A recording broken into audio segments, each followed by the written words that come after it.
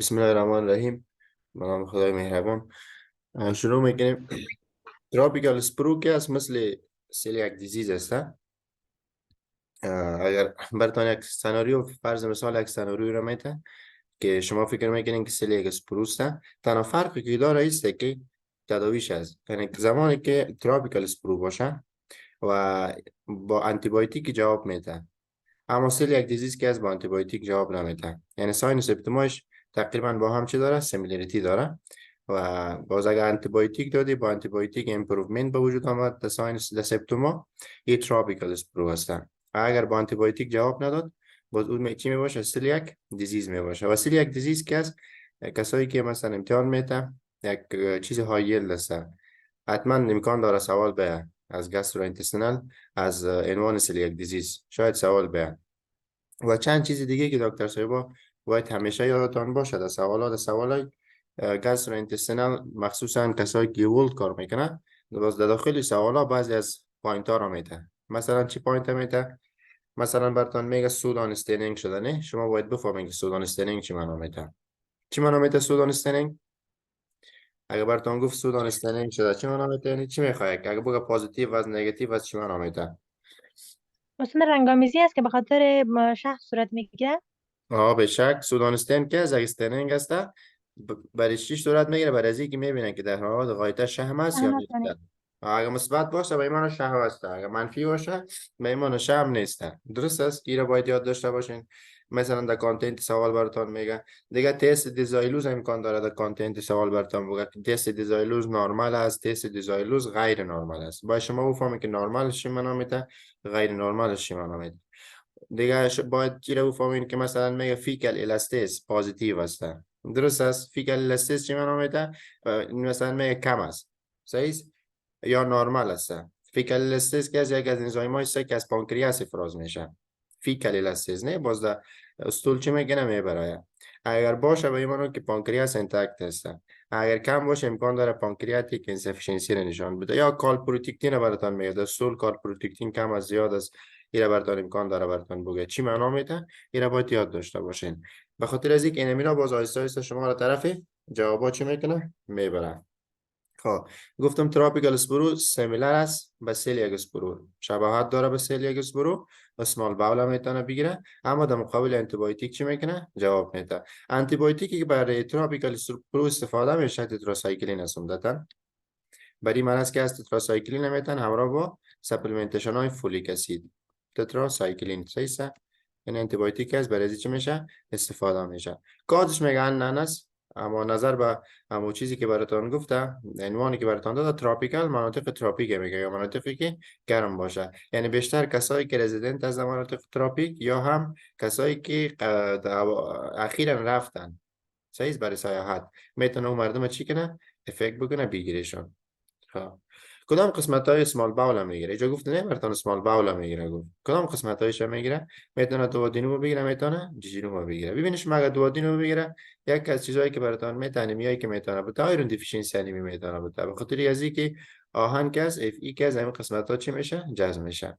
دیگه جیجینو میتونه بگیره، جیجینو که از فولیک اسید جذب میشه در اینجا، به خاطر همراه با تتراسایکلین دیگه سپلمنتیشن های فولیک اسید هم با اینا چی داره اندیکیشن داره باید داده شود. چرا؟ به خاطر از اینکه فولیک اسید نباشه انیمیا میتونه به وجود بیاد. مگالوبلاستیک انیمیا میتونه بده.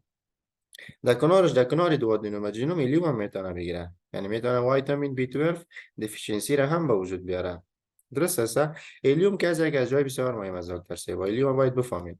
مثلا یک سنوری رو براتون میته که در اونجا الیوم چی است افکت است، امکان داره در اونجا ساین و سیمپتومای چی را براتون بده، ویتامین B12 دیفیشنسی را بده، مثلا زیاد وقت است.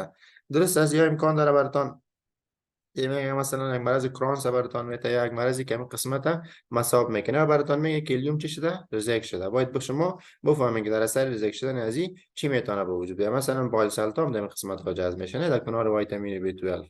این حال که اگر نباشه بایل سلتام دیگه درست جذب نمیشه، جذب که نشد کاندیشن های متفاوت میتونه به وجود بیاد. یکیش مثلا سنگای کلسیم اوگزالیت هستن، امکان داره سنگای کلسیم اوگزالیت تشکیل شده به خاطر از اینکه شحمیات بایلسل کس بر جذب شحمیات رول داره.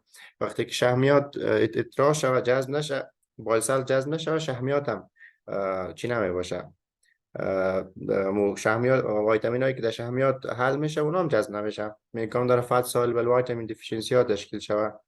یا سنگ های کلسیم اکسالات میتونه به چی بیانه، یعنی سناریو های متفاوت میتونه در بیس ازی برتان بیان بکنه، باید هر کدامش شما یاد داشته باشین. خب می اسوسییشن داره با انیمی های میگالو، انیمی های فولیک اسید، حتی آیرون دیفیشنسی انیمیا، و اما میتونه که پسان ایلیوم بگیره، به او خاطر ویتامین بی 12 دیفیشنسی نمیتونه پسان چی کنه به وجود بیاره. خب دیگه مرض ویپل است. مرض ویپل که است، حامل از این مرض که است یعنی چی است، باکتری است که انتراسلولر گرام پوزیتیو باکتریا می باشه، نامش تروفوریما ویپلی می باشه. دیگه اون نام مرض هم ویپل دیزیز است. خب میگه پاس پوزیتیو فوم ماکروفاج دیده میشه در این مرض در قسمت انتستینال لامینو پراپریا، نه لامینو پراپریا بود، قسمتی از میکوزا بود، قسمتی از میکوزا است. دیگه در این قسمت ها میتونه ماکروفاج های فومی دیده شود، فومی ماکروفاج دیده شود. درست است، را یاد داشته باشین اصطلاح را. فومی ماکروفاج ها میتونه دیده شود. فومی ماکروفاج ها ماکروفاج هایی است که در بینش تروفریما ویپلی می باشه، و این استنین که از پاس پوزیتیو پیریدیک اسید شیف استین می باشه. یکی در این مرض مثبت است، کم برای دیتکشن گلایکوژن میتونه استنینگ استفاده شود. واضحی سناریو زیره که بیان میکنه امکان داره پاس پوزیتیو ماکروفاژ را در بیشتر واقعیت برتان همین اصطلاح را استفاده کنه که میتونه یک بسیار یک اشاره خوب باشه تا اینکه شما به این مرض فکر بکنین. فعل می باشه میگه توسط پاس پوزیتیو ماتریال که موجر ماکروفاژ است که تروفیل مایپلی را در بینش گرفته جای گرفته. خب این در کنار اعراض جای چی می داشته باشه، کاردیک سیمپتوم میتونه داشته باشه، اعراض قلبی میتونه داشته باشه، پیش مریض دردایی که در قسمت مفصلاس میتونه به وجود بیاد. دیگه اعراض نیورولوژیک میتونه به وجود بیاد، مثل اتاکسیا مایوکلونس میتونه تشکیل شود. اینا کمان است در این مرض. یک نمونیک برتون دادم نام کنش که سیش کاردیک سیمپتوم ایش آرترالژی اینش هم نیورولوژیک سیمپتوم می باشه، یعنی در مرض بیپل که این سیمپتوم میتونه به وجود بیاد. خب دایریا و استاتوریا میتونه تشکیل شود در سایر مرض، اما بعدتر میگه تشکیل میشه و این بیشتر در افرادی معمول است که سنشان بالا باشه. خب اینا یک کس گفتن میتونه آنتی بیوتیک که ما برای بیپلدی استفاده میکنیم چی هست. یک سوال هم داریم، شاید یک بانک سوالات بود، به نظرم دارم بود یک سوال زمین تروفیر ما بیپلی آنتی بیوتیک که استفاده میکنیم یاد بگیرین سفتراکزون هست، صحیح است. دو بالا خانی در تراپیکال استروک است تتراسایکلین، و چه قسم یاد میکنیم ببین تراپیکال با تی شروع میشه، آنتی بیوتیکش هم با تی شروع میشه، تتراسایکلین. میشه که کلو بتین اشاره برای خود بتین در ذهنتان بانه. دیگه دوای پلتزیز آنتی بیوتیک بسیار خوب است، آی وی سفتراکزون میتونه چی شب استفاده شد. صحیح است. بله استاد. این اشاره یاد بگیرین. خب میایم سری چیز دیگه، آی بی دی. آی بی دی که از یک از بحث‌های خیلی مشهور است و از این کسایی که باز سوال یول کار میکنه یا اگم بانکای سوالات سوال زیاد به اشکال متفاوت سوال میتونه به خاطر از اینکه چیز زیاد است. چی میگه معلومات زیاد است، به هر شکل میشه ازش سوال بیان. خب بیشتر به شکل مقایسه‌ای براتون گفته آی بی دی را. اول از نگاه لوکیشن براتون بیان کرده که کرونز دیزیز است. خب اول آی بی دی رو بگیم که آی بی دی خودش شامل دو مرض میشه، یکی سی دی می بشه کرونز دیزیز، یکی هم یو سی یا السراتیو کولایتیس. اول از نگاه لوکیشن براتون گفته.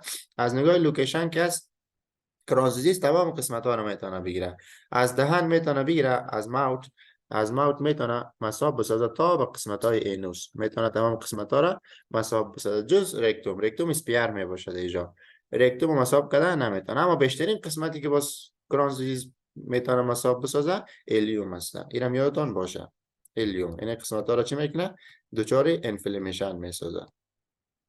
این قسمت ها مثلا بایل سل جذب میشه، نه اهمیت داره بایل سل جذب میشه. بایل سل به خاطر جذب شحمیات است. بایل سل که از کار خود که میکنه پس ریسایکل میشه، جذب میشه، پس ریسایکل میشه، پس باز کار خدا میکنه برای تجزیه چی شحمیات.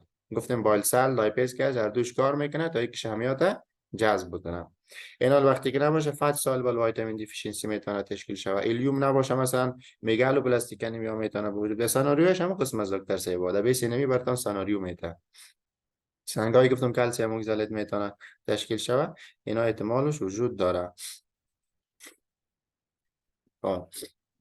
ببینین هر قسمت میتونه بگیره گفتم، اما بیشترین قسمت هایی که میگیرد ترمینال الیوم می باشه میتونه کلون هم بگیره. دیگه کس اما متاثر ساختنش تو چی نیست که تمام یک دفعه تمام قسمت ها رو بگیره. اگه شما ایت باول در نظر بگیرین، مثلا این رو بگیریم باول در نظر بگیرین، کرانزی ایره میگیره اینه قسمت سالم میباشه، باز ایره میگیره اینه قسمت سالم میباشه، ایره میگیره اینه قسمت سالم میباشه. این در بین قسمت هایی که فکر میکنه قسمت های سالم هم وجود داره. ایره میگن اسکیپ لیژن، لیژن هایش اسکیپ هستن. خب باز هر قسمتی که میگیره دکتر صاحب باید در نظر داشته باشین که این ترانسمورال میتونه بگیره، یعنی قسمت هایی که فکر میشه ترانسمورال است تمام طبقاتش میگیره، اینم ترانسمورال است. به این خاطر فیستولا ها میتونه در مرض کرانسی شود تشکیل شود. سوالات باز اگر در سوالات فیستولا ها رو باید میکنه در برس یک مرض آی بی دی، شما به طرف کرانس دیزیز چی کنین فکر بکنین. خب دیگه کولایتیس از نامش پیداست، کلون میگیره. کولایتیس میگه السراتیو کولایتیس. السر شما السر خواندین که السر هموست که میکوزا رو میگیره، سب میکوزا رو میگیره، صحیح است. اما یک چیز خواندین شما میشه که اما یک چیز فکر بکنین که از نگاه انولومنت کالون میگیره، کالون انفلمیشن است و یک از چیزش گرفتنش که از باز کانتینیوس است دکتر زیبا، میتونه تمام قسمت ها رو بگیره. درست است؟ یعنی تو اسکیبلیژن نداره و هر قسمتی را که میگیره او قسمت باز انولومنتش ترانسمورال نیست، فقط میکوزا و سب میکوزا متاثر است اونجا. continuous colonic lesion here always with rectal lymph node، همیشه رکتوم میگیره. شما در کرونز خواندین که تمام قسمت ها رو میگیره از ناب تا اینوس، نه شما مثلا در بخش هفت سلسله خواندین یک از کازش چی بود؟ کرونز دیزیز بود، یعنی در دهن السر تشکیل میشه، یعنی انفولفمنت کرونز که از دهن شروع میشه تا به اینوس، اما رکتوم اسپیر است. اما در اینجا چی هست؟ در اینجا که از همیشه رکتوم انفولفمنتش وجود داره. یه یک از سوالات بودم میتونه دیگه. گراس مورفولوژی است، وقتی دیگه از چشم میبینید چه قسم گپ است از بیرون توسط چشم و دیگه باز توسط میکروسکوپ بعدن میخوانیم مال چشمشه. گراس مورفولوژی. ترانسمورال انفلمیشن از گفتم اسکیپ لیژن داره، هر قسمت را گرفت ترانسمورال از دسیدی و همین خاطر فیستولا دی تشکیل میشه، چون تمام طبقات میگیره امکان داره این چی شب یک مسیر غیر نرمال با یک از ساختمان ها بسازه. اینا میگه فیستولا رو میتونه تشکیل شه، مثلا پریانال فیستولا ها. دیگه از نگاه میکوزا که از کابلستون میکوزا داره، کابلستون میکوزا داره و دیگه کریپینگ فت داره دکتر سیبا. اصطلاحات خیلی مهم است، هر کدامش میتونه با این چیز براتون بگه. کریپینگ فت چی است؟ کریپینگ فت یعنی فت زیاد میشه. این فت هایپرپلاژیا میکنه، خود زیاد میکنه و یک میزنتریک فت که است باز در اطراف همو ارگانا قرار میگیره، میگن کریپینگ فت، یعنی فتی که خود چی کرده زیاد کرده، در مرض کرونس میتونه به وجود بیاد. دیگه باول وال تیکنینگ است که باول وال تیکنینگ از یک ساین تشکیل میده. the small bowel follow through به نام string sign، یعنی یک ساین تشکیل میده براتون باشه، یک نشان میتون باز ولی یک اپلیکیشن داره میشه. خب این string sign میتونه تشکیل چی کنه؟ لاینیر اولسرا میتونه به وجود بیاره، میتونه فیشرها را تشکیل بده، فیستولاها را تشکیل بده. The ulcerative colitis چی از انفولمنت میکوزا و سب میکوزا است. این بود ترانسمورال بود، کلی طبقات میکوزا، سب میکوزا، طبقه موسکولارس، طبقه بیرون کلیش میگرفت انفلمیشن. در اینجا گفتم ulcerative colitis است، میکوزا و سب میکوزا را میگیره. انفلمیشن فقط به می محدود میباشه. اینجا کابلستون میکوزا بود، اینجا فرایبل میکوزا، میکوزایی که مثل که سرخ شده باشه، میکوزای فرایبل میگه. و در اوجا در میکوزایش باز میتونه دیپ السریشن وجود داشته باشه که جا براتون یک نشان داده نرمالش و شکل غیر نرمالش که رو پایین میبینیم. خب یک چیز دیگه که بسیار مهم است هاسراست. هاسرا میتونه لاس شوه در مرض السراتیو کولایتیس. هاسراها چی هستن؟ وقتی لاس شوه باز لید پایپ اپیرنس میته. هاسرا چی است دکتر سیبا؟ برای میگه در کلون هم استادم و قسمت های برآمدگی و پایپک شد. بریم بشک. یعنی بسیار خوب است، نه هم که مثلا مشخص یاد نداری اما یک چیزی که تعریف از خود جور میکنه، نه یعنی میرم بسیار یک توانایی بالاست. خب چی بود همون لید پایپ اپیرنس بود؟ لید پایپ اپیرنس.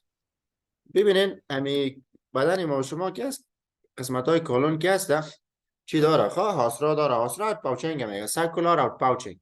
قسمت های بیرون که است اگر پاوچینگ است میره سرکولار پاوچینگ. نورمال که در کلون وجود داره، خواه در کلون وجود داره، فقط در موچیش وجود نداره، در سگمنت کلون نیست دیگه، نورمال در کل جای است در کلون. اینا میگه هاسرا. در قسم در مرض چی میره و از دست میره. اسکرین نیست، نه باشه اسکرین شیر کنم. دارین اسکرین فعلا؟ بله. آه اینه ببینید این آسراست، این مرض آلسراتیو کولایتیس است، این کالون است، این کالون است. ببینید نشانی کم طرف چپ کرسر رو ببینید. این کس ببینید ساکولار پاوچینگ نداره، نورمال باید داشته باشه. فقط نورمالی قسمت های کالون، قسمت های سگمویدش نورمالی نداره حاصل، دیگه تمام قسمت هاش داره. در اینجا ببینید مکمل حاصل ها چی شده، لاس شده. یعنی چه قسم برات نشان میده؟ نه ببینید حاصل رو ببین مقایسه کن. یعنی ساکولار پاچینگ طرف است، یعنی کلایش حاصل ببین نورمال سگمنت کلون گفتم نداره، اینجا خودش نداره، نورمال است. یعنی قسمت های دیگه باز میبینید کلایش داره اوت پاچینگ.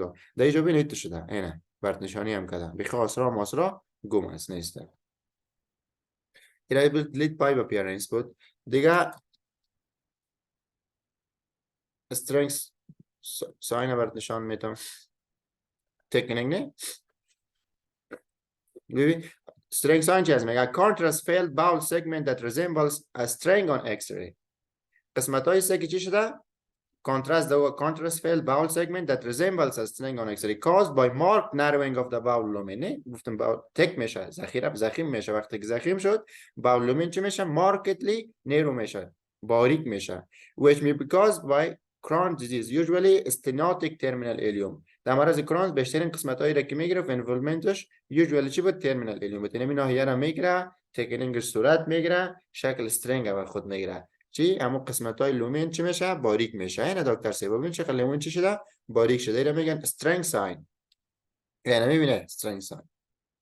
اینو متوجه باش. یعنی ساین کس باز به چی شده؟ ده چی هسته؟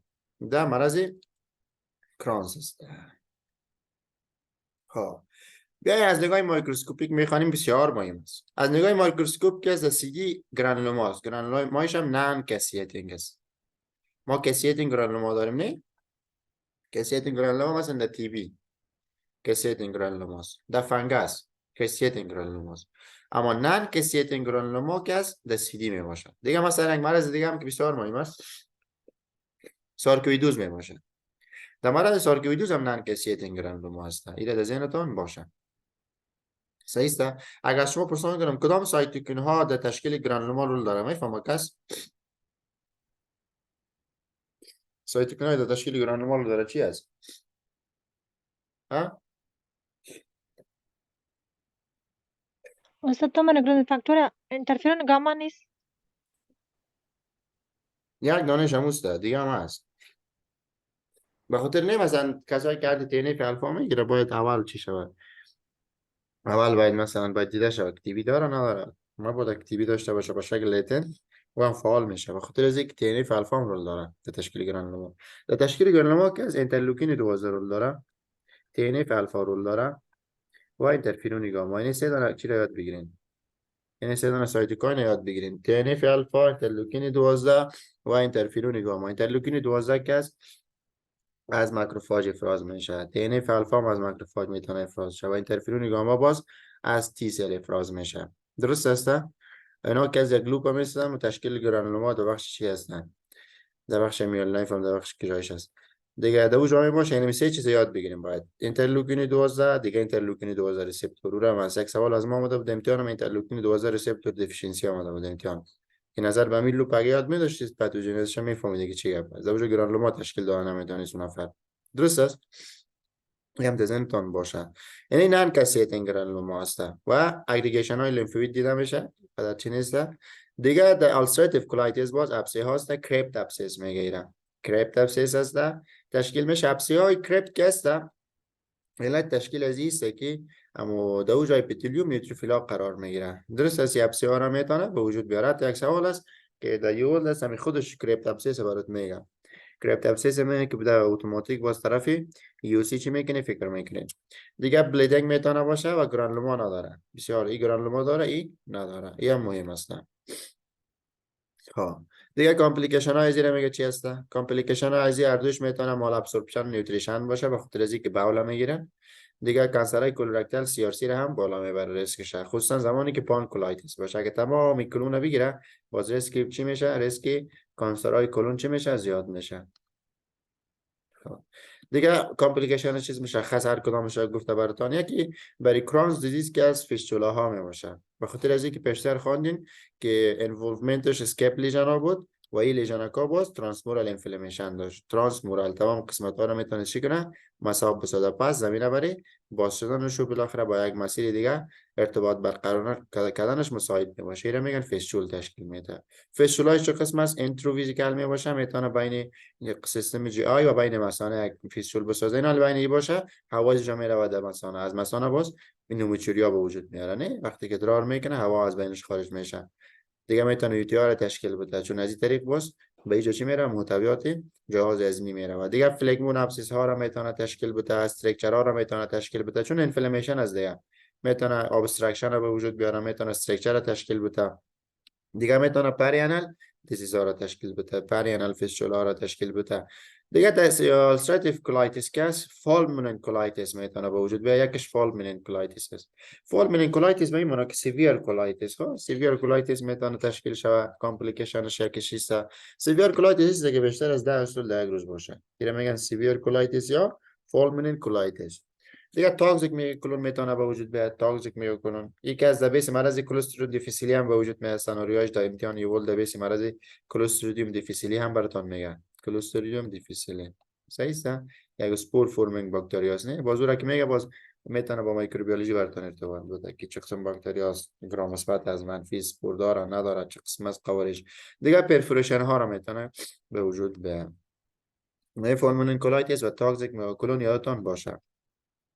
خب دیگه منیفستیشن های اینتستینال و اکسترا اینتستینال هر دویش داره و در سوالات که بیشتر اکسترا اینتستینال براتون میاره. دیگه حالا میخوانیم. اینتستینالش اولی است که دایریا میتونه بده،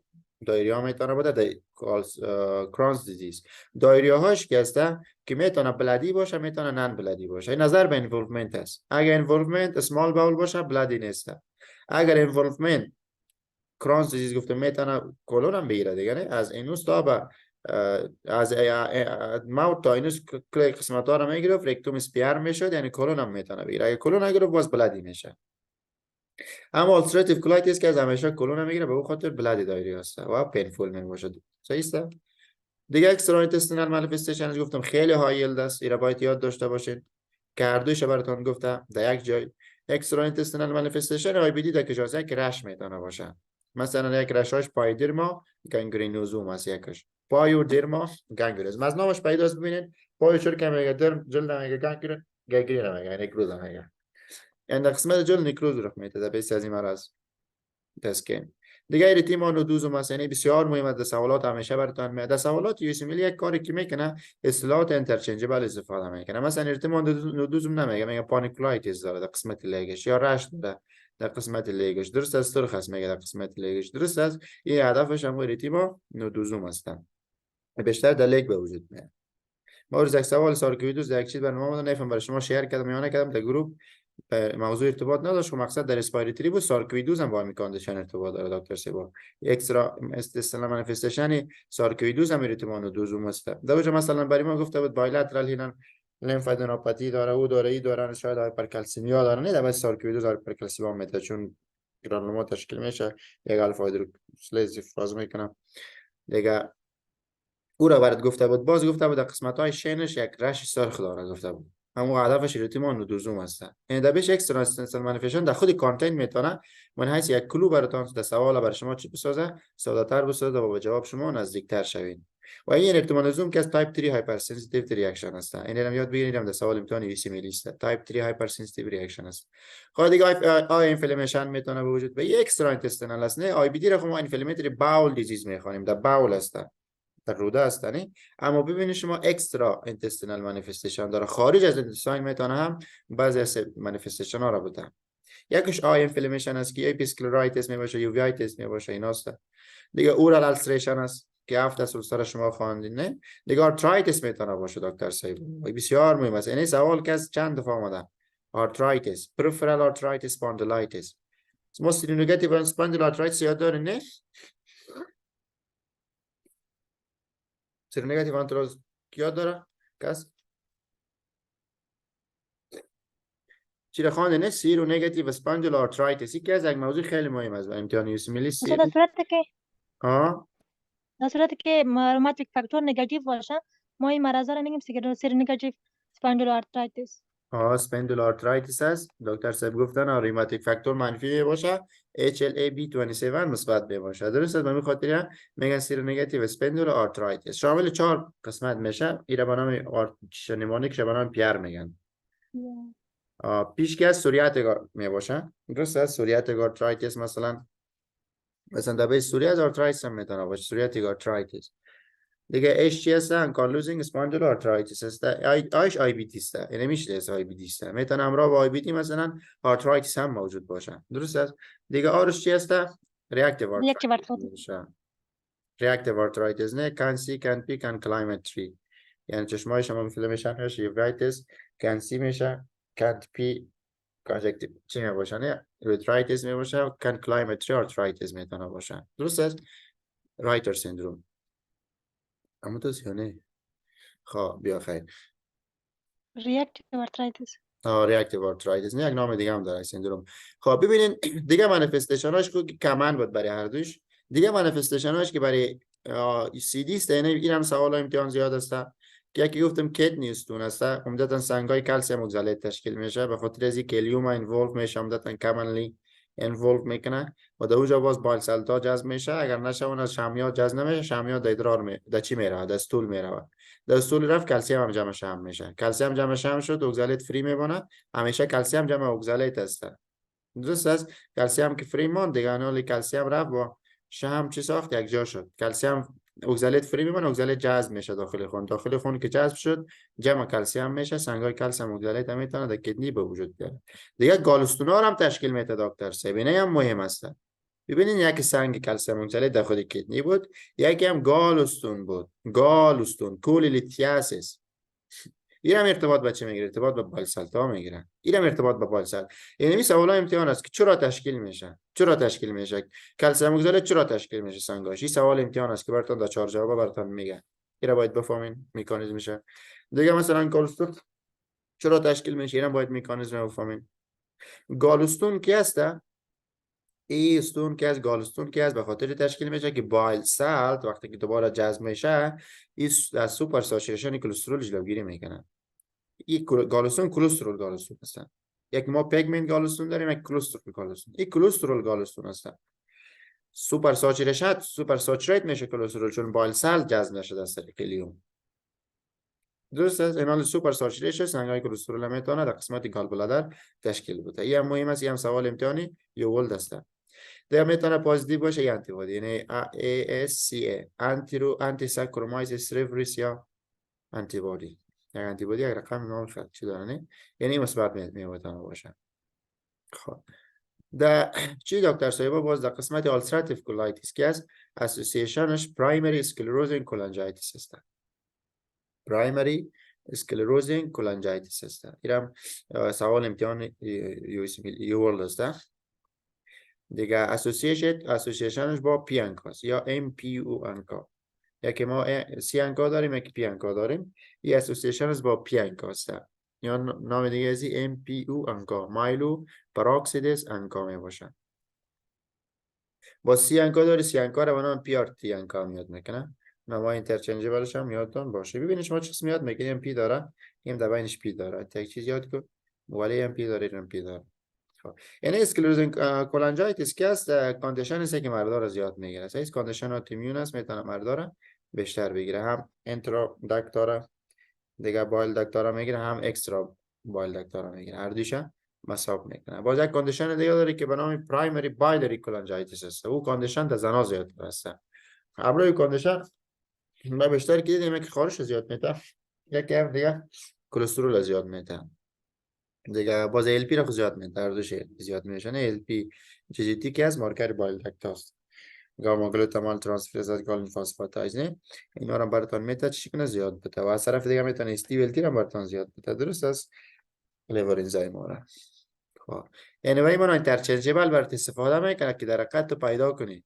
اینا به خاطر از اینکه اینترچنجبل بفهمی. مثلا ببینید شما این تیم آنودوزم شاید در بخش درماتولوژی بخونید تو. اینا به خاطر از اینکه سوال از رو جواب داده بتونید تو باید اینتگریت کنی را با درماتولوژی. درست است.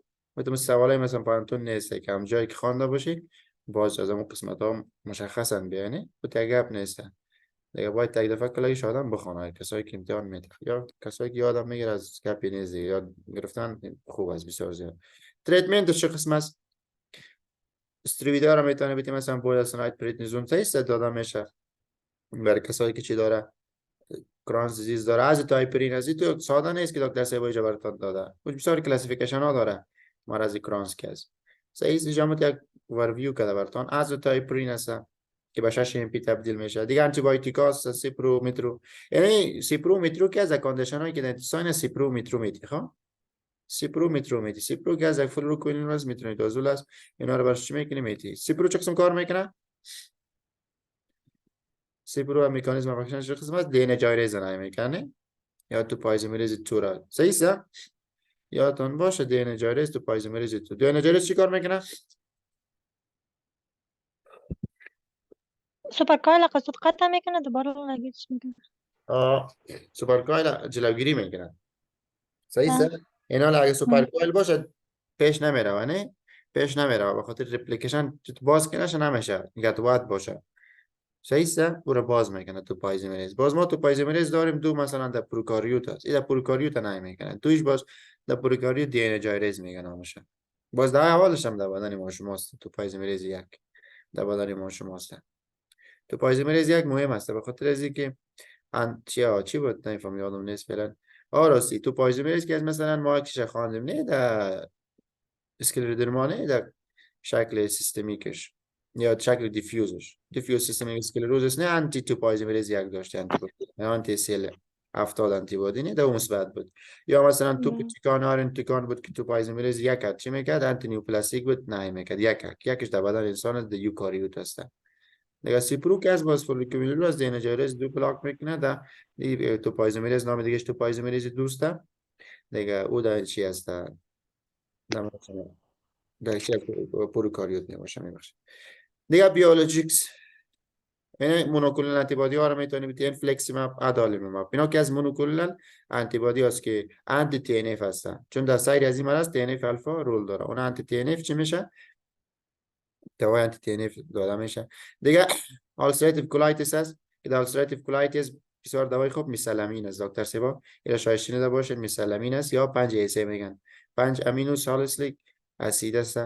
دیگه 6 ام پی میتونه باشه انتی مونوکلونال انتیبادی ها میتونه باشه اینفلکسیماب و کلکتومی. این آپشن هایی که چی میشه در کل رزی دکتر سیبا سپلیمنتیشن هم داده میشه خب به خاطر از اینکه اون میتونه اینفولفمنت باول باشه اون سمال باول اگر اینولد باشه اون سپلیمنتیشن رو شما امروز داده میشه مثلا سپلیمنتیشن های فولیک اسید اینا هم داده میشه.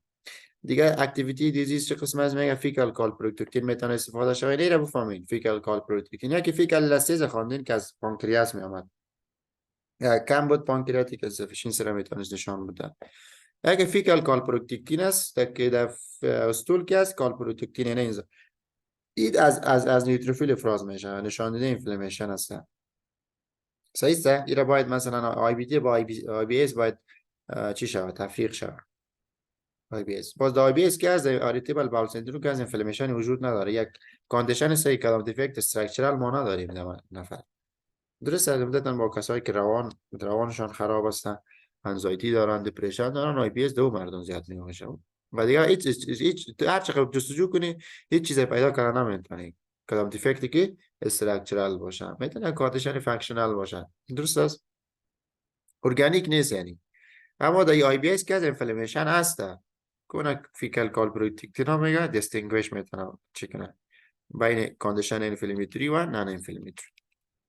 اینجا براتون اگه استرنگز های نداره این قسمت ببینید میکوزا نرمال است هیچ چیز نداره اینجا ببینید سرخ سرخ هست مثل که بریان شده باشه اینو میگم فرایبل میکوزا ایسا السراتیو کولایتیس بود نه یا کاندیشن دیگه که چندانچی هم نیست که مایکروسکوپیک کولایتیس است.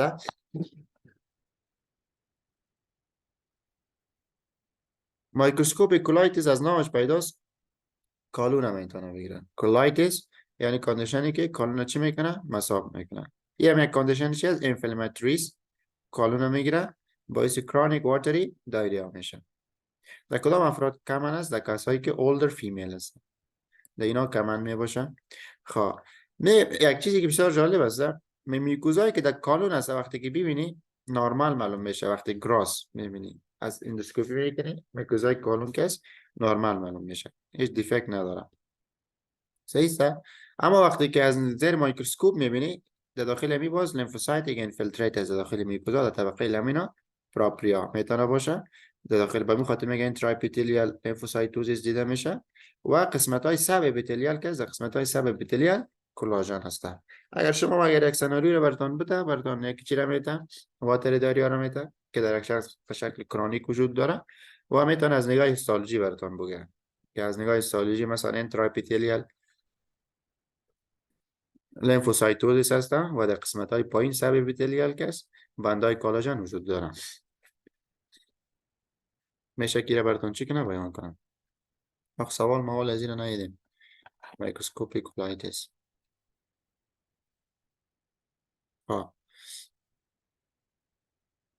میایم آی بی اس میخوانیم. ارتبال باول سندرومی را شنیدین؟ نه ارتبال باول سندروم مردم ها زیاد داره. همون تسنه؟ بله. مردم ها زیاد داره آی بی اس. من دیدم مردم ها ولی کم دیجا مشکلات روانیش هم زیاد شده است نه؟ آی بی اس که هسته ارتبال باول سندروم. این که برتان کم آورده زیاد چی است؟ دو تشریحات زیاد است. در اینجا که از یک کریتریا وجود داره به نام روم 4 کریتریا. روم 4 یعنی میرم یاد بگیرین نامشه شاید کارتان بیایم. روم 4 کریتریا. در این کریتریا براتون میگه که چی کس آی بی اس داره. میگه کسی که ریکارنت ابدومینال پین داره که اسوسییشن داره با 2 یا بیشتر از 2. یعنی 3 چیز براتون داده، 3 شماره رو داره که کسی که هم پین داشته باشه قبل از ابدومینال پین شکایت میکنه که دردهای شکم داره. درست است؟ این دردهای شکمش بیشتر ارتباط داره با دیفیکیشن، related با دیفیکیشن. مثلا تشناب راحت میشه دردش نه. این ریکارنت ابدومینال پین که با دیفیکیشن ارتباط داشته باشه میتونه که جمع 2 یا بیشتر از 2 کاندیشن باشه. یکی چی از چنج این استول فرکانسی است. درست است. در فرکانسی استول تغییر میکنه. یک کس زیاد تشناب میره، کسی نمیره، میگه والا قبض است، یک کس میگه والا من 6 سال زیاد میشم. درست است. این اشکال چی میباشه؟ آی بی اس میباشه. اگر در روم 4 کریتریا اگر داخل شود اونا یکش میتونه می باشه، یک ازی میتونه امی باشه که یا از دایریا شکایت میکنه از کانستیپیشن شکایت میکنه.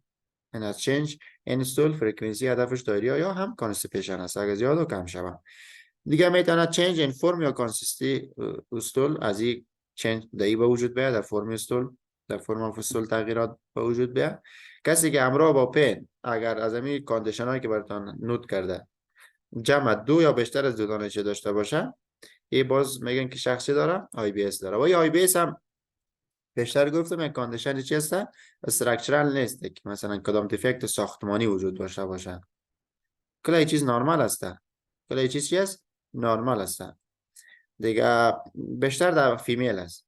بیشتر در چی است در فیمیلی که میدل ایج می باشه بین سن 20 تا 40 عمدتا 20 39 وجود داره. به این سنا کس نفرا را چی میکنه میتونن بگیرن. بیشتر در فیمیل است. تو نیست که در میل نباشه، در میل هم هست، اما از نگاه پرولنس از نگاه اینسیدنس که است بیشتر در فیمیل می باشه. یک کرونیک سیمپتوماش میتونه گفتم که دایریا باشه یا کانستیپیشن باشه. این اشکال آی بی اس است دکتر سیبا. اشکال آی بی اس بعض اشکال که از دایریا پردامیننت است. آی بی اس است که دایریا داره زیاد نفر. بعض اشکالش هست که کانستیپیشن زیاد داره، اینا میگن کانستیپیشن پرید. بعض اشکالش هست که میکس است، هم دایریا داره و هم کانستیپیشن، اینا میکس میگن. یعنی اشکال آی دی اس ارتبال بالا آی بی اس، اشکال آی بی اس که است یا دایریا پردامیننت است یا کانستیپیشن پردامیننت است یا هم به شکل میکس می باشه. دیگه فیزیولوژیش میگه مالتی فاسیتد است، مالتی فاسیتد می باشه و اسوسییشن از با کدام کاندیشن است با فایبرومیالژیا میتونه باشه. یعنی فایبرومیالژیا دکتر سیبا چی هست؟ استاد درد عضلی دیفیوز که تمام بدن میگیره اکثرا در بیز روانی میباشه. بیشتر که از همراه با بیز روانی اسوسییشن داره با کاندیشن های روانی فایبرومیالژیا. فایبرومیالژیا که است یک چیزی که براتون میگه مالتیپل تندر پوینتس میگه. یک پیر است در قسمت مسکولوسکلتال میتونه باشه، در قسمت های نوای متفاوت بدن میتونه چندین میراق در چی باشه که در زیاد داره. مالتیپل تندر پوینتس اینا میگن فایبرومیالژیا. در فایبرومیالژیا مثلا میشه که SSRI استفاده بکنیم. درست است چرا اسوسییشنش با کاندیشن های روانی است. و آی بی اس هم متاسوسیشنش میتونه با کندیشن های چی باشه؟ روانی باشه. مثلا انزایتی، دپرشن در افراد میتونه به وجود بیاد. و فرست لاین تریتمنت هم برای انزایتی و هم برای دپرشن SSRI هست. صحیح؟ یاد بگیرید که فرست لاین تریتمنت برای انزایتی و دپرشن که است SSRI هست. خب این حال باز امرای از یک چیز دیگه هم هست که چیز دیگه که کمی از نگاه خواندن با این مشابهت داره، پولیمیالژیا روماتیکا می باشه. و هم در ذهنتان باشه که پولیمیالژیا روماتیکا که است باز یکی از با کاندیشن های اینفلاماتوری ارتباط داره. مثلا با جنسل آرترایتس این میتونه چی داشته باشه؟ ارتباط داشته باشه. یا با GCA پولیمیالژیا روماتیک. باز در افرادی که است ESR CRP بالا می باشه. اما در پولیمیالژیا در فایبرومیالژیا که است باز ESR چیزا نیست دیگه، نرمال است. اما در پولیمیالژیا روماتیکا ESR CRP چی می باشه؟ بالا می باشه. کرای اینفلامیشن بالا می باشه. اما سیکا نرمال است. کریاتین کاینز چی است؟ نرمال است. و اسوسییشنش با واسکولایتیس است. جاینت سل آرترایتس که لارج ویسل واسکولایتیس می باشه که میتونه ویژن متاثر بسازه. به خاطر اگر سسپیک کردی دفعتا چی به تستری بیده میتونه یعنی کور میشن افراد. سیز خب تریتمنت از چه قسم است؟ فرست لاین تریتمنتش لایف استایل مودیفیکیشن است. مودیفای کنه باید لایف استایل خدا. مثلا مودیفای قسم لایف استایل مودیفای هم اکسرسایز چیزا بکنه، اکسرسایز بکنه. دیگه دایتری چینج است. دایتری چینجش مثلا چه قسم است؟ دایتری چینجش غذایی بگیره که سبزیجات زیاد داشته باشه، فایبر زیاد داشته باشه. چون فایبر رو که جذب نمیشه و کش میکنه. دایتری چینج باید تغییر کنه. مثلا بعض دوا تریگر میکنه می کاندیشن. خود نفر میگه مثلا اینو میخورم تریگر میشه. اما رو نگی. این رو ذهنتون باشه. دایتری چینج به این معنا میده. یا فایبر زیاد میکنه یا گام غذایی که تریگر میکنه کاندیشن رو باید نگیره. دیگه لایف استایل مودیفیکیشن است که مودیفای میکنه لایف استایل خود، تغییرات خود چی میکنه، اکسرسایز علاوه میکنه. دیگه اینا میشن دیابت چه صورت بگیره. خب دیابت که از یک چیز داریم به نام رید فلگ سیمپتوم. دیابت نداری خب هدف میسته که اگر همین سیمپتوم با وجود آمد این نفر باید به دیگه کازای دیگه فکر شود. خب اینا میگه رید فلگ سیمپتومز. رید فلگ رید فلگ سیمپتومز. این رید فلگ سیمپتوم چی است؟ یاد بگیرین. رید فلگ سیمپتوم که است چند چیز است. یک نایت تایم دایریا می باشه جمع ابدومینال پین. از طرف شب دایریا می انگلیش. نایت تایم دایریا. اینا لگید دیگه با وجود آمد این نفر باید پیش دکتر. اگه دیگه پا میزنه دکتر باید کازای دیگر رو پیدا کنه. این رید فلگ سیمپتوم است. صحیح است؟ این متوجه باشین. این جمع ابدومینال پین. ریکارد ابدومینال نایت تایم دایریا ابدومینال پین جمع ازی. دیگه ویت لاس.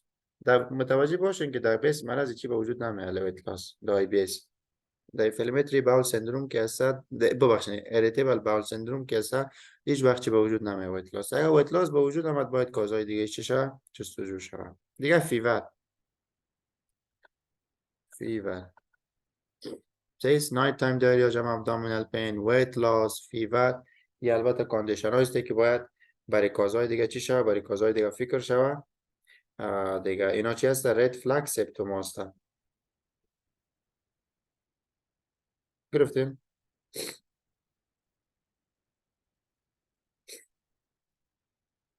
سیس بله. یعنی رید فلگ سیمپتوم رو همیشه چی داشته باشین؟ یاد داشته باشین. به خاطر از اینکه اینمی اگه بیا مثلا من یک سوال دک نفهم دک کجا بود دمیجا دیده دمیجا دیده بودم دمی بارم. خب تمپریچر مثلا 37 درجه بالا میتونی. خب باش ببین که من اسکرین شیر شد نه. آره. خب ببین دیگه اپندیسایتیس سلسله خوزی کم کم میگه براتون یه جراحی نیست دیگه. یه استپ یک از کم کم برات میگه باز کم شده استپ دو میگه باز اگه متخصص شدی باز جای خوب سعی میری خودت چه میکنی سعی یاد میگیری. دیگه این هم میتود استفاده کرده. جو اپندیسایتیس التهاب اپندیکس است. یا اکیوت اینفلامشن اف اپندیکس می باشه که براتون نشان داده اکیوت. این میگه علتش چی است؟ علتش در کسایی که ادالت است ابستراکشن می باشه توسط فیکالیت توسط یک چیز سخت معلومه چی میشه بند میشه. دیگه معلومه که من شد به تعقیبش اون اینفلامشن به وجود میاد. دیگه یا لیمفوید هایپرپلازیا است که در چیلدرن است که هر دوش سوال است. یاد بگیرید در چیلدرن کازش چی است و در کسایی که ادالت است کازش چی می باشه. در بیس چی به وجود میاد. خواهیش میکنم پاتوفیزیولوژیش براتون گفته چگونه اپندیسایتس تشکیل میشه. میگه پروکسیمال ابستراکشن اف اپندیس یا لومین اپندیکس میگه بند میشه یا توسط لیمفید هایپرپلاژیا یا فیکالیت چیزا اینا بند میکنن. اینا که بند کرد میگه ابستراکشن کلوز لوپ میشه و بعضی که بعد از ابستراکشن کس پرشر بالا میره و کم میشه پرشر بالا میره در قسمت انترالومینال داخل لومین پرشر بالا میره. اینا اگه پرشر بالا رفت میگه ویسرال افرنت نروا چی میشه استیمولیت میشه. نانوی تیاش تو دیده ایکن چی شده این تیاش دیده که از اطراف امبلیکس هست و ویسرال نروا میشه چی میشه ایریتیت میشه استیمولیت میشه. این حال ویسرال نروا که ایریتیت شد یک دردای چی به وجود میاد دردای که اسپسیفیک نمیشه لوکالایز نمیشه عمدتا در اطراف چی است پری امبلیکال از دردای اپندیکس اول باز لوکالایز میشه طرف چی طرف رایت لاور کوادرانت اول در اطراف پری امبلیکال میباشه به خاطر از اینکه انولومنت ویسرال است. چون وقت لوکالایز میشه طرف رایت لاور کوادرنت زمانی که پریتال پریتونیوم هم مسام میشه در سایر مرض. یعنی ببینیم پس اون کس باز پریتال پریتونیوم چی میشه مساب میشه. زمانی که پریتال پریتونیوم مساب شد باز دردا چی میشه لوکالایز میشه. چی وقت مساب میشه زمانی که اینفلامیشن اکستند شود بالاخره به سیروزا اکستند شود که خدا به چی برسونه اینفلامیشن به پریتوان پریتال برسونه. وقتی که رسون دیگه باز دردا لوکالایز میشه. شاید خوانده باشین که اول دردا پر امبلیکال است علتش از این پرسان میشه که چرا دردا پر امبلیکال است ویسرال انولومنت است. بعد از چرا میگه دردا چی است رایت لاور کوادرانت است به خاطر از اینکه انفلامیشن اکستند میشه به طبقه سیروزا پریتال پریتونیوم تنبیه میکنه اون استیمولیت میکنه باز میتونه رایت لاور کوادرانت پین را به وجود بیاره. باز یک چیز دیگه است که لیفت لاور کوادرانت پین داره اونم در ذهنتون باشه که باز در بخش چی میخوانین در بخش دایورتیکولایتیس میخوانین او باز طرف لیفت لاور کوادرانت نمیشه. خب اینجا یک پوینت براتون گفته مکبورنی پوینت کس میگه یک بر سه چی است از رایت سه یعنی انتریور سوپریور کلیک اسپاین یا ASIS. وقتی که خط میکشی به طرف امبلیکس اینجا امبلیکس در نظر بگیرین یک یعنی طرف میکشی تا با ASIS نه ASIS دستم زده میتاری مثلا در قسمت چیز بزنید طرف لترال ASIS میبینید. خب اینا از این نقطه که از میگه یک بر سه که از مکبورنی پوینت است یعنی قسمت یک بر سه میره به سه تقسیم میکنی به سه تقسیم میکنی یک بر سه لترالش که از ASIS رو برای مکبورنی پوینت یاد میکنه. یعنی دردا که از این قسمت ها لوکالایز میباشن. خب چی میتونه داشته باشه ساین سپتوم براتون گفتن نازیا میتونه داشته باشه فیور میتونه داشته باشه التهاب است نه دیگه پرفوریشن میتونه بتا کامپلیکیشنش پریتونایتیس میتونه به وجود بیاره. خب بعضی از ساینایی براتون گفته این ساینا در بینش که است در امتحان یعنی روزینگ ساین کمی مهمتر است میتونه سواس ساین باشه ابتراتور ساین باشه و غیر از زیاد ساین های دیگه داره شما شاید خوانده باشین در بخش جراحی. دیگه روزینگ ساین است یعنی روزینگ ساینش یاد بگیرید زمانی می یک طرف چپه یعنی ال کیوره طرف چپ لیفت لاور کوادرانت زمانی که تو پالپیت میکنی دی پالپیشن میکنی طرف راست هم درد میگیره. درست است. دیگه این ساینایش است. یک گاردینگ میتونه داشته باشه و ریباوند تندرنس دست نمیبانه بزنه خودش یک حالتی چه داره خمیده است در حالت دویسته دیگه یکی دست ندارن نمیبانه چون درد میداشته باشه این گاردینگ میگه.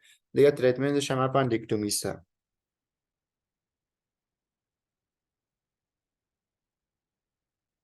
یا مت یک اوورویو کرده براتون پاتوفیزیولی شو فامین انونونت شو فامین که اول کجا رو میگیره باز کجا رو میگیره چرا اول دردش گنگ میباشه چرا باز لوکالایز میشه. دیگه مکبرنی پوینت یاد داشته باشین روزینگ ساین یاد داشته باشین دیگه این نکات مهمش هستن. دیگه کازایش در ادالت عمدتاً چی است موست کمان در کسایی که چلدرن است چی است ایره گرفتین؟ بله. ایره فهمین. دیگه دایورتیکولای جای ترک می باشه. خب دایورتیکولوم اولش دایورتیکولوم گفته باز بعضی از پاتولوژی رو براتون گفته. دایورتیکولوم چی است؟ دایورتیکولوم که از یک بلایند پاوچ است. دایورتیکولوم یک اوت پاوچینگ میگه برآمدگی رو میگه. این برآمدگی میتونه که قسمت هایی که برآمده میتونه تمام طبقات بگیره تمام طبقات دایجستیو ترک والا میتونه دی باشه یا میتونه دو طبقه باشه. صحیح اگر تمام طبقاتش باشه یا ترو دایورتیکولوم میگه. اگر طبقه میوکوزا و سب میوکوزا شنا باشه با زیرا فالس دایورتیکولوم میگه و اکثر دایورتیکولوم ها که از باز فالس هستن اکثریتش فالس دایورتیکولوم میشه. این اوت پاوچینگ که از شامل دو طبقه از میوکوزا و سب میوکوزا. خواهی جا گفتم بی پروترودینگ است اوت پاوچینگ است که میبره و موس کمان موس دایورتیکول ها میتونه در چی باشه؟ در این قسمت ها باشه، اسافیگاس، استومک، دوادینوم، کلون میتونه باشه که اینا اکوارد است. و فالز دایورتیکولوم است. اکثرا دایورتیکول ها گفتم فالز هست. این مهم است. تروش چی است؟ تمام طبقات داره. میکوزا سب، میکوزا مسکولارس اکسترنا تمام طبقات داره. مثالش چی از میکل دایورتیکولوم؟ امتحان سوال امتحان است. کسایی که بود خوانده بازم یک سوال درباره میکل کار میکنن، پرسان میکنن که تروس یا فالس هستن. و شاید تمو مهم باشه کانسپتش که چه وقت ترو میگه چه وقت فالس میگه. فالس دایورتیکولوم یا سودو دایورتیکولوم چی هست؟ تا در سودو که از میکوزا و سب میکوزاست اوت پاوچ میشه میبره. خواهی در کجا میبره دکتر سی؟ یا اوت پاوچینگ که از همیشه زمانی به وجود میاد که یک نقطه ضعیفه وجود داشته باشه. نقطه ضعیفه دیگه چی است؟ نقطه ضعیفه در قسمت دیجا تیر شدن وازاریکتا از طبقه مسکولاریس اکسترناس. زمانی که یعنی وازاریکتا که اویا هست، زمانی که این طبقه تیر میشه، در این طبقه یک ضعیفی را ایجاد میکنه. یک ضعیفی ایجاد میشه، دیگه یک ویکنس ایجاد میشه، در بیس از او ویکنس باز دیگه چی به وجود میاد؟ اوت پاوچینگ میتونه تشکیل شه. ببینید طبقه ازلی در نظر بگیرید، اینجا وازاریکتا ها تیر میشه، این نقطه که تیر میشه ضعیف میشه. از این نقطه میتونه هم میوکوزا و سب میوکوزا برای میوکوزا و سب میوکوزا میتونه برای. ببینید شما پایین اینجا عکس هست، این رو ببینید، هر دوش براتون نشان دادم. این طبقات متفاوت براتون چی کرده؟ این اوت پاوچینگ است، برآمده یک چیز برآمده نه، ببین برآمده اینجا، یه یک چیز برآمده. فرقش چیه؟ در طبقه ازلی است، دیجا نیست. این طبقه ازلی باشه ترو میگه ایره. اگر طبقه ازلی نباشه ایره چی میگه؟ فالز دایورتیکولوم. که اکثریت دایورتیکولوم ها چی است؟ فالز دایورتیکولوم است. یک مثال ترو دایورتیکولوم میتونه شما میکل دایورتیکولوم هم چی کنین. با در بخش فالز دایورتیکولوم یک چیز دیگر هم یاد بگیرین. در کنار ازی دایورتیکولوم هایی که در قسمت جی آی است، چی رو یاد بگیرین؟ چی میگم؟ زنکر دایورتیکولوم هم یاد بگیرین. دایورتیکولوم زنکر هم سوال امتحان چی هست؟ یو سی میلی می باشه. صحیح؟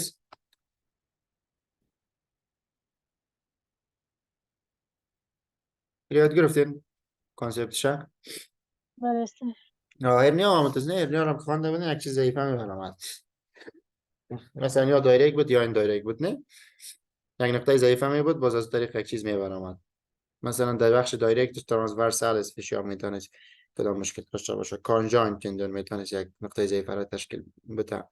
یا در بخش این دایرکتش اونا خواندیم که میتونست که همون با وجینالیز پروسس وجینالیز مثلا چی باشه، بستنه باشه دیگه، از طریق از باز از طریق تیب اینترنل لنگا باز یک چیز داخل میشد. نه در دایورتیکولوم هم متوسط اوت پاوچینگ است که یک نقطه ضعیفه می باشه کاملتن در جای جایسی که وازاریکتا طبقه مسکولار اکسترنال تیر میشه.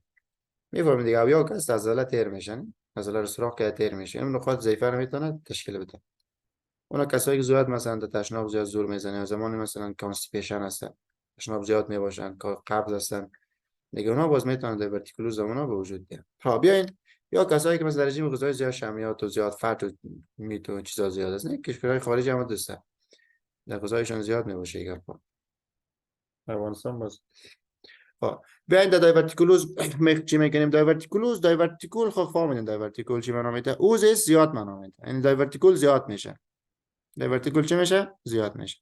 دایورتیکولی که در جایز گفتم فالس است، زیرا خب میفهمین. یک مثال تروی شد خواندیم که میکل دایورتیکولوم است، دیگه فالس دایورتیکولوم میباشه اکثریت دایورتیکولوم ها.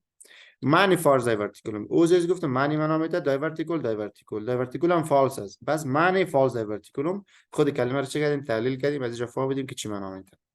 در کلون میتونه به وجود بیاد. کدام قسمتش بیشتر؟ سک میوید کلون. در سک میوید کلون بیشتری به وجود میاد. حتما چرا؟ به خاطر اینمی سک میوید کلون که از کمی چیز باریک است، نه؟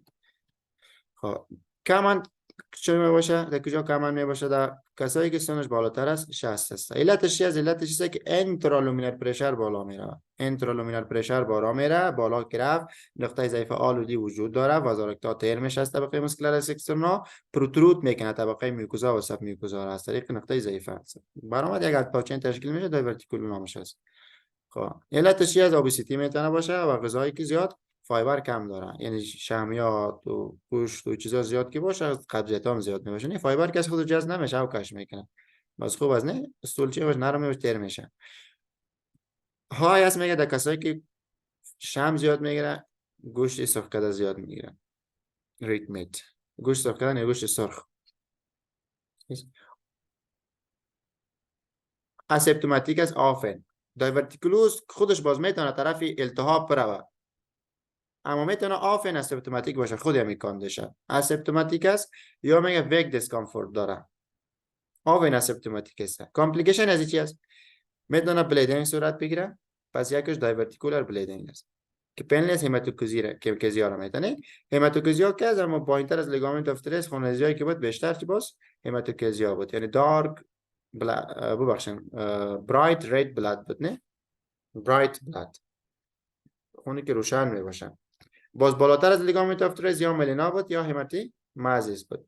و تنیز یک موستلی هم تک کاندیشن بود. و تنیز که 100% باید هم تک چیز باشه. بالاتر از لیگامنت اف ترس میتونه هماتوکوزیا هم باشه، پایینتر از میتونه که ملینا هم باشه. گپی نیست. فقط هم مناسب فرمول رو میشمایره یاد بگیرین که هم یک کاندیشن است. دیگه دایورتیکولایتیس میتونه اینا التهابی شود. چه قسم میفهمی؟ اگه در سوال برات فیور داد، در بیس یک کاندیشن دایورتیکولوز بفهمی که التهابی شده. اگه فیور داد جمع دایورتیکولوز است، بفهمی که دایورتیکولایتیس شده. فیور داد برات. صحیح؟ دایورتیکولایتیس چی است؟ دایورتیکولایتیس انفلامیشن دایورتیکول است. دایورتیکول چی میشه؟ انفلامیت میشه. خب کدام قسمت درد داره به وجود میاد؟ پیشتر براتون گفتم لیف لاور کوادرانت پین. پیشتر در اپندیسایتیس خواندین که رایت لاور کوادرانت پین میده. اینجا لیف لاور کوادرانت پین میده. دیگه فیور میده. اینم براتون گفتم فیور به وجود میاره. لیکوسایتوزا تشکیل میده، انفلامیشن است. تریتمنتش از با آنتی بایوتیک هستن. تیست تریتمنتش میتونه اگه کامپلیکیتد باشه با آنتی بایوتیک هست، اگه کامپلیکیت نباشه میتونه میگه سپورتیو کیر بکنی. صحیح. مثلا آنتی بایوتیک هایی گفتم در جای استفاده میکنیم عمدتا میتونید دوزول و سپروفلاکساسین میباشه که ذهنتون باشه. درست است. مثلا در پروستاتایتس هم سپروفلاکساسین میتونه بده در پروستاتایتس. یا مثلا پی آی دی را باید آنتی بایوتیک یاد بگیرین که آی ام سفتراکزون است. آی ام سفتراکزون جمع اورال داکسیکلین در پر پی آی دی میدی. دیگه یک چیز دیگه هم بود برای اندومترایتیس، مثلا چی میگه جنتامایسین کلاندامایسین میتی، جنتامایسین پلاس کلاندامایسین. اینا آنتی بیوتیکا اینا رو یاد بگیرین. کسایی که استپ یک امتحان میتونه چند تا چیز یاد بگیره. کاندیشن که آنتی بیوتیک میتی چی میتی این مهم است. دیگه قدر باز تداوی چیز نیست استپ دو گپ نیست. کامپلیکیشن از چی است؟ کامپلیکیشن از اپسی ها میتونه باشه، دایورتیکولایتیس، فیستولا ها را میتونه تشکیل بده. فیستولا بین کالون خود بیشتر در کالون با سگمنت کلون گفتم بیشتر میگیرنه. بین کالون و بین مثانه میتونه فیستول تشکیل شود که نیماتوریا را به وجود بره. حواس جهاز هضمی میره به طرف مثانه. بیشتر دوچی هم خواندین سی دی که فیستول تشکیل میداد. دیگه ابستراکشن میتونه به وجود بیاد. انفلامیشن از ابستراکشن میتونه استینوزا را میتونه به وجود بیاد. دیگه پرفوریشن میتونه بده. پرفوریشن در اینجا براتون گفته در شکل سی میگه. این قسمت ها رو میبینین که چی است؟ حواس سیاسی هواها می باشه. پریتونایتیس هم میتونه به وجود بیاره. نه زمانی که اگه پرفوریت شه محتویات میبره داخل پریتون میشه، پریتونایتیس هم میتونه به وجود بیاره. دیگه هماتوکوزیاس میگه ریار است. دیگه که از کامپلیکیشن دیگه دایورتیکولوز چی بود؟ بلیدینگ بود. بلیدینگ هم دزنتون باشه. بلیدینگ میتونه داشته باشه. اینجا یک دایورتیکول میبینید یک چی است دایورتیکولوس. میبینید دایورتیکولوز میبینید چه زیاد از اینجا مالتیپل می باشه. نه گفتم معنی فالس دایورتیکولا می باشه کلونیک وال.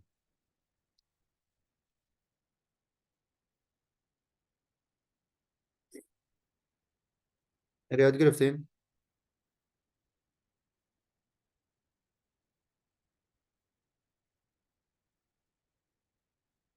یاد گرفتین نیره؟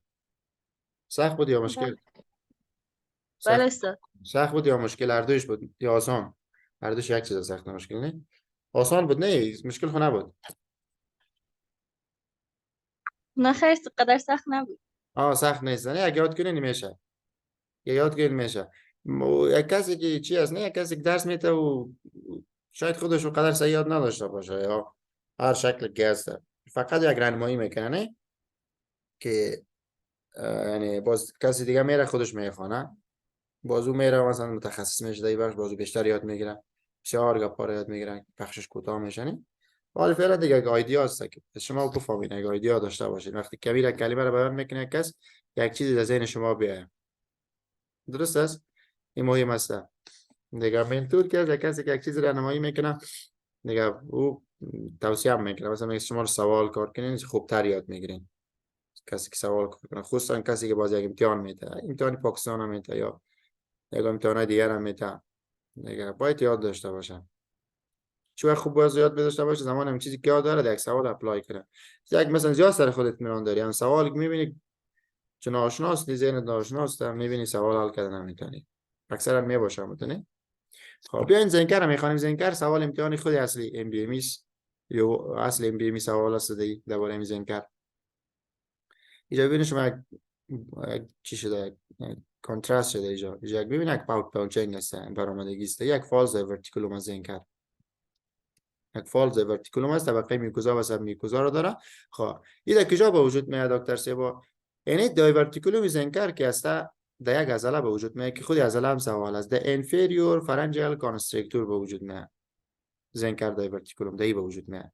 چرا تشکیل میشه؟ گفتم دایورتیکولوم همیشه باید یک ویکنس باشه. یک ضعیفی باشه باید و یک ضعیفی زمینه ساز برای چی میشه؟ برای پروتروژن میشه، برای پروتن طبقه میوکوزا و سب میوکوزا. اینمی ویکنس از زنکر در کجا وجود داره؟ ضعیفی بین دو چی وجود داره؟ فایبر. بین فایبرها یعنی ببینید اصل عضله گفتم انفریور فرنجیال کانستریکتور هست. این که از باز دو قسمت داره. یک قسمت تایر فرنجوس میباشه، یک قسمت کریکو فرنجوس میباشه. در بین از این باز یک ساحه است به نام کلیان تراینگل. در این تراینگل نقطه ضعیف است دکتر سیبا. این سوال امتحانی ریسیمیلیست که در کدام عضله می باشه؟ عضله انفریور فرنجیال کانستریکتور است. خواهینی عضله باز چی دارد؟ دو قسمت داره. قسمت های بالایش تایر فرنجوس، قسمت های پایینش کریک فرنجوس. نقطه ضعیفه که از در بین از دو فایبر می باشه. فایبرهای کدام عضله؟ انفریور فرنجیال کانستریکتور. نامش چی است؟ کلیان تراینگل. از طریق اینمی تراینگل که از میوکوزا و سب میوکوزا باز پروتروت میشه. پروتروت میشه زنکر دایورتیکولوم تشکیل. خب این کدام قسمت از فرین؟ در قسمت فرین و اضافه هست. این حال ببینید اگر تو غذا میخوری پارچه‌های غذا میتونی اینجا بیا. خدا نجات بده. ببین اینجا که میای این پارچه‌های غذایی چی میشه؟ فاسد میشه. یک فاول بریت هم میتونه تشکیل بده. فاول بریت یعنی چی هست؟ دیگه چی رو میتونه تشکیل بده؟ دیگه میتونه از اینجا ببینید شما از این قسمت ها پارچه‌های غذایی میتونه از پایین شوه برای طرف سیستمی تنفسی میتونه برای اسپایریشن ها رو میتونه به وجود بیاره. گرگلینگ نمیتونه تشکیل بده. ابسترکشن نمیتونه به وجود بیاره. درست است؟ این سیمپتومایی است که میتونه با این کاندیشن پرزنت شود. یه ذهنتون باشه. این کدام چیزی خاص دیگه نداره. بیشتر میگه در کسای معمول است که اولدر میل میباشه. اولدر میل میباشه. خب یک چیز دیگه هم سوال امتحانی سیمیلی است که دیگه نگفته براتون. ببینید شما اگه چیزا صحیح نمیباشه دیگه. باز چه قسم براتون میگه دوجا میگه انکریز پرشر. یک سوال از جوابش انکریز پرشر از زنکر دایورتیکولوم. زمانی که جو پرشر زیاد میشه دیگه اون میتونه زمینه برای پروتروژن بسازه. خب پس چند چیز اینجا مهم است خودی عضله؟ چند قسمت داره؟ نقطه ضعیفش در کجا می باشه؟ کدام طبقات میبره؟ و میتونه هالیتوز به وجود بیاره یا فاول بریتا. این هم در ذهنتون باشه. و چه قسم چی میکنه؟ کانتراست میشه. از طریق دان کانتراست گرفته و باز میتونه فلوروسکوپی شوه. سیس دیده شوه که در کجا هست. اون اگر پاوچینگ باشه کانتراست کانتراست داخل ساحه میشه. این چی میکنه؟ برای نمایان میسازه.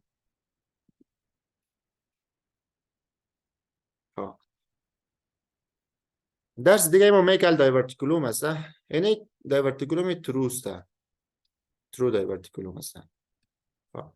میکل دایورتیکولوم چه قسم به وجود میاره؟ قبلا هم شاید خوانده باشه. چه قسم به وجود میاد؟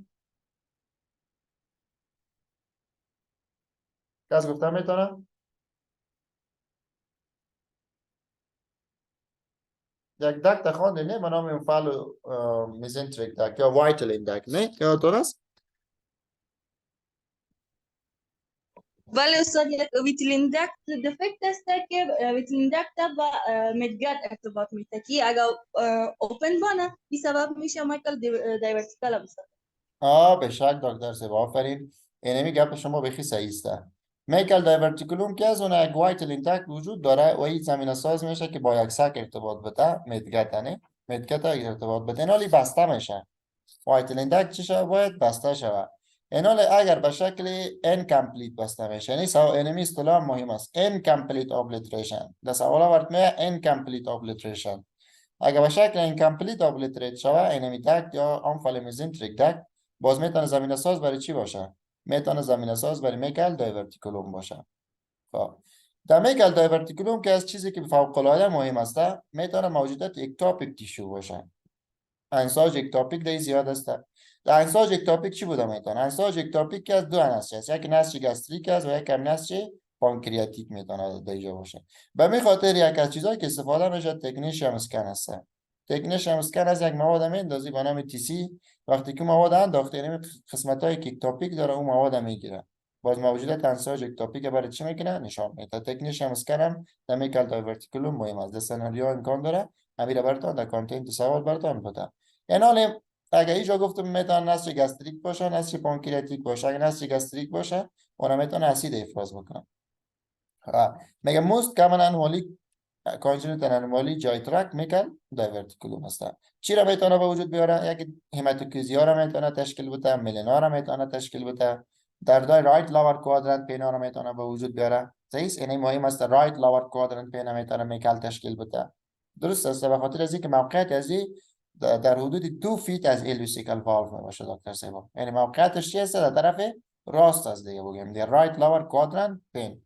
دیگه اینترسپشن هم میتونه به وجود بیاد. خودی میکل دایورتیکولوم که از یک از چیزایی است که زمینه ساز میشه برای اینترسپشن. اینم باز میخوانید شما یک از در اینترسپشن که خواندین یا تلسکوپینگ.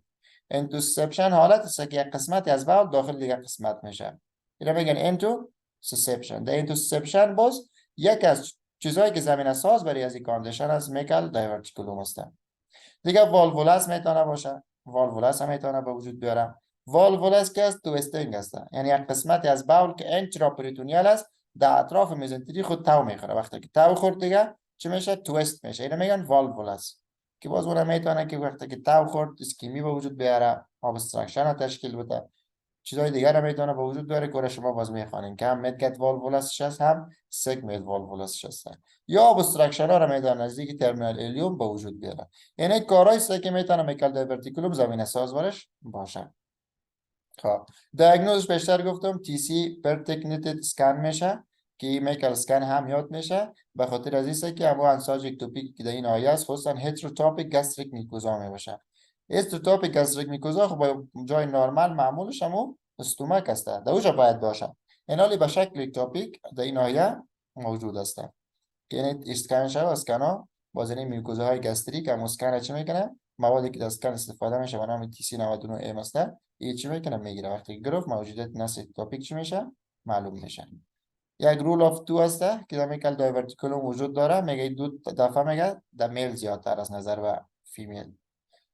از نگاه سایز که از 2 اینچ هسته و از نگاه موقعیت میگه 2 فیت از الویسیکل والو فاصله داره و در 2% مردم دیده میشه و در 2 سال اول زندگی امکان داره پرزنت شود به وجود بیاد و دو دانه تایپ نسج داره. یک نسج گستریک یک نسج پانکریاتیک. دو را یاد بگیرید دیگه. این دوش مهم نیست. خب در امتحان که از قدر دو چیزا نمیاد. امتحان که اما کانسپتش میاد. امکان داره این کمپلیت ابلیتریشنش که یک سوال امبریولوژی از جور شود و دیگه پرزنتیشنش امکان داره براتون بیاید که رایت لاور کوادرنت پین داره، مثلا ملینا داره، اسکنینگ صورت میگیره. گپارم. خب دیگه درس بعدی ما شما هرچ اسپرنگ دیزیز است. ما براتون هرچ اسپرنگ دیزیز وقتی که دایجستیو ترکت والا براتون تشریح میکردم براتون گفته بودم. اما اصلی پرابلم در هرچ اسپرنگ چی است؟ کدام مجرات نمیامد دست که کاندیشن تشکیل میشد؟ یادتون است؟ استاد محترم یک حالت اگانگلیونیک استیبیدون مریضی است که در اینجا گانگلیون هایی که در بین مسکولار اکسترنا بود اونا وجود نداره. میزنر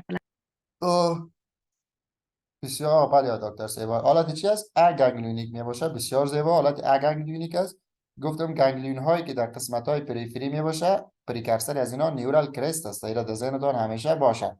نیورال کرست ها که است گانگلیون هایی که در محیط است اینا چه میکنه؟ تشکیل میده. یعنی مایگریشن میکنه. نیورال کرست از جای خود حرکت میکنه، مایگریت میکنه، در یک جای میشینه و یک ساختمان دیگر را چه میکنه؟ تشکیل میده. یعنی نیورال کرست ها زمانی که مایگریشن نکنه در قسمت های جی آی نبیاد. یعنی دو پلکسوسی که داریم به نام میزنر پلکسوس و میانتریک پلکسوس. نه میزنر پلکسوس یا نام دیگه از میانتریک یا آوربخ بود. میزنر که از طبقه سب میوکوزا بود از نگاه موقعیت، میانتریک بود در طبقه مسکولارس اکسترنا بود نه کجا در اونجا عضلات وجود داشت، عضلات لانجیتودینال بود، عضلات سرکولر بود، اینال عضلات در بین نزدیک است، یعنی طبقه وجود داشت، طبقه میانتریک یا اوربخ. اینال نیورال کرستایی که در اینجا می آمد اینمی چیزا را تشکیل میداد، این پلاکسوس ها را تشکیل میداد. زمانی که مایگریشن صورت نگیره این پلاکسوس ها که از قسمت های جی آی تشکیل نمیشه، درست است؟ وقتی که تشکیل نشد میتونه هرش اسپرانگ دیزیز به وجود بیاره. و دیگه اسوسییشن دیگه از این با loss of function of mutation در رات می باشه. ریت این چی رو یاد بگیرین، این چی رو جن یاد بگیرین، درست است؟ در این جن اگر loss of function هم باشه زمین اساس برای مرضی هرچ اسپرانگ است. دیگه اسوسییشن هرچ اسپرانگ یاد بگیرین که با کدام کاندیشنی اسوسییشن داره. با داون سندروم میتونه اسوسییشن داشته باشه.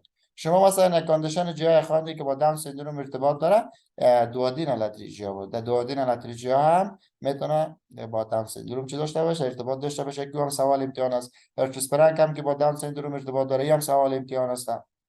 اینا در ذهنتان باشه. دیگه بیسی مرض که نیورال کرست سل امپیرمنت آف نیورال کرست سل مایگریشن است، یه هم سوال امتحان است. دیگه اسوسییشنش با ریت هم باید یاد داشته باشین که با ریت چه میوتیشن هم ارتباط داره. درست است؟ اینا میره یاد بگیرین. دیگه کدامش سوال است؟ دیگه سوال دیگه که وجود داره این شکل است. یعنی سوال وجود داره این شکل است. این شکل یاد داشته باشین. نام دیگه هرچ اسپرانگ به نام کانجنیتال میگا کلون است. میگا کلان منامیته. کلون چی میشه؟ کلان میشه. کدام قسمت های ازی کلان میشه؟ قسمت هایی که داره، قسمت هایی که پلکسوس داره همون کلان میشه. متوجه باشین. او قسمت هایی که پلکسوس نداره اونا کلپس میکنه. وقتی کلپس کرد قسمت های بالا باز کلان میشه. فوق العاده مهم است. قسمت هایی که انلارج میشه یا میگا میشه اونا قسمت هایی است که شما میبینید اینجا براتون اینجا چی از زرد نشان دادنه. این هم پلکسوس هاست که موجود است در این ناحیه. در این ناحیه چی است؟ موجود است. نیورال کرستا عمدتا در این ساحه که مایگریشن نکرد در همین ساحه پلکسوس وجود نمیکنه. این ساحه چی میکنه؟ نرو نداره، این کلاپس میکنه. وقتی کلاپس کرد قسمت های بالا چی میشه؟ خود کلان میکنه. پس ناحیه‌ای که مصاب است کلاپس است، ناحیه‌ای که جور تیار است انلارج میشه. این را متوجه باشین که هم سوال مهم است. پرزنتیشن از چی است؟ با بایلیس ام اس می باشه. به خاطر از اینکه این دیگه از چی است؟ در دستالی قسمت های سکندی تو واجدون قرار داره. از طریق امپول و فاتر در ناحیه دوم چی می آمد؟ بایل می آمد. پس در اینجا وامیتینگ است، بایل است، وامیتینگ است. در دوادین الاتریجیا هم که وجود داشت بایل است، وامیتینگ. دیگه دستشن های ابدومین است. دیگه این بسیار مهم است که فیلیر تو پس میکنیم است. طفلک هایی که تولد میشن میکنیم اولین مواد غایطه است که را پس میکنن. اگر مواد غایطه را در بیشتر از 48 ساعت پاس نکرد، یعنی میتونه هرچ اسپرانگ نشان بده. failure to pass میکنیم in more than 48 hours. میتونه چی باشه؟ این نشان دهنده مرض هرچ اسپرانگ باشه. چه قسم از دکتر سیبا اگر رکتال اگزامینیشن بکنی مواد غایطه میبره. اینا میگه سکوئرت ساین. اینا مهم است. وقتی دوست چی میشه؟ دیجیتال رکتال اگزامینیشن اجرا میشه، مواد غایطه میتونه اکسپول شه برای. اینا میگن سکوئرت ساین که سکوئرت ساین هم مهم است. دستاولات براتون سکوئرت ساین هم میده. دیگه همون قسمت های نرمال و قسمت های غیر نرمالش براتون گفتم. این مهم است. دیگه این زون ترانزیشنال هم یاد داشته باشین. ریسکش گفتم با داون سندروم زیاد میشه. دیگه اسکوئر ساین است. زمانی که دوست نمیندازی در قسمت چیز دیجیتال رکتال اگزامینیشن اجرا میشه، مواد غایطه اکسپول میشه میبره، این اسکوئر ساین میگه. دیگه دایگنوز از چه قسم است؟ دایگنوزش رکتال سکشن بایوپسی میشه دکتر سیبا. چیزی که کانفرم میکنه مرض رکتال سکشن بایوپسی. سن سوال امتحان است. سامان میندازی از قسمت رکتوم بایوپسی میگیری. اینال در قسمت بایوپسی که میگیری میبینی که پلاکسوس ها وجود داره نداره. اگر پلاکسوس ها وجود داشت خوب، اگر وجود نداشت مرض هرچ اسپرانگ چی میکنه؟ کانفرم میکنه. اینا کلینیک مرض داره میتونه طرف هرچ اسپرانگ فکر بکنه که داره. اینال چه قسم کانفرم میکنی؟ رکتال سکشن بایوپسی میکنی. تریتمنتش برداشتن است، میبرداریم قسمتی که نرو نداره. دیگه ریت میوتیشن در رکتوم میگه. این یک چیز داده بردانه نمونیک داده. زمانی میگه در رکتوم اگر ریت میوتیشن باشه هرچ اسپرانگ به وجود میاد. این را فهمیدین دکتر سیبا؟ مشکل خونه است نه؟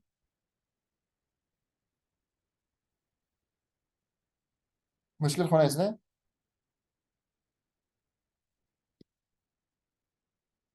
استاد امی آر ای تی را یک بار دیگه بگوی. ریت که است در ریت یک میوتیشن از دیگه یک جین است دکتر سیبا.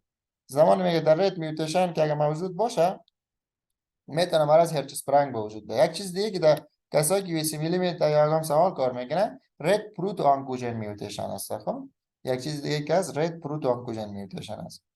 رد پروتو آنکوژن میوتیشن یعنی رد پروتو آنکوژن میوتیشن باز مهم است. رد پروتو آنکوژن میوتیشن شما باید سندروم را خواندین. من من سندروم شنیدین سندروم منه؟ کس شنیده سندروم منه؟ من سندروم که از برای کسایی که امتحان میره بخی یک سوال خود 100% برش میه. بخی مطمئن باشه که یک سوال میه 100% یک سوال میه. بخاطر از اینکه برای من نفهمم دو سه سوال از همین بود. او تو مستقیم برات بیان نمیکنه. این تو کلمات بسیار اینترچنجبل میگه. دیگه بسیار باید یک کمی سوال کار کرده باشی باز تریک از اون میفهمی که او چه قسم برای سوال میاره. این پروتئین پروتئین میوتیشن اسوسییشنش با من توسته. با من تو می باشه. رد که از یک پروتو آنکوژین است. اینم مهم است. اینم سوال امتحان است. رد پرسان میکنه که تومور سپرسور جنا داری یکم پروتو آنکوژین داری. باز مکانیزم از این که اینا چه قسم نیوپلازم تشکیل میشه متفاوت است. مثلا کسایی که رد پروتو آنکوژین میوتیشن داره یک گین اف فانکشن بکنه یک گین اف فانکشن بکنه میتونه به طرف نیوپلازم بره. و باز تومور سپرسور جنا هر دو الیل باید میوتیت شود که زمینه ساز برای نیوپلازم شود. درست است. اسوسییشن رد پروتو آنکوژن میوتیشن که از با من تو A و تو B میتونه باشه. یعنی سندروم ها که از بسیار مهم است. ما من یک داریم و من دو داریم. باز من دو ساب تایپ داره A و B که است. باز در من A که است در هر دو کاندیشن نیوپلازمی که است یکی میدولری تایروید کارسینوماز یکی فیو کروموسایتوماز. و به خاطر نام از این مالتیپل اندوکراین نیوپلازیا مونده. ببین مالتیپل اندوکراین نیوپلازیا یک سندرومی که چندین دانه نیوپلازیا میتونه موجود باشه در یک فرد.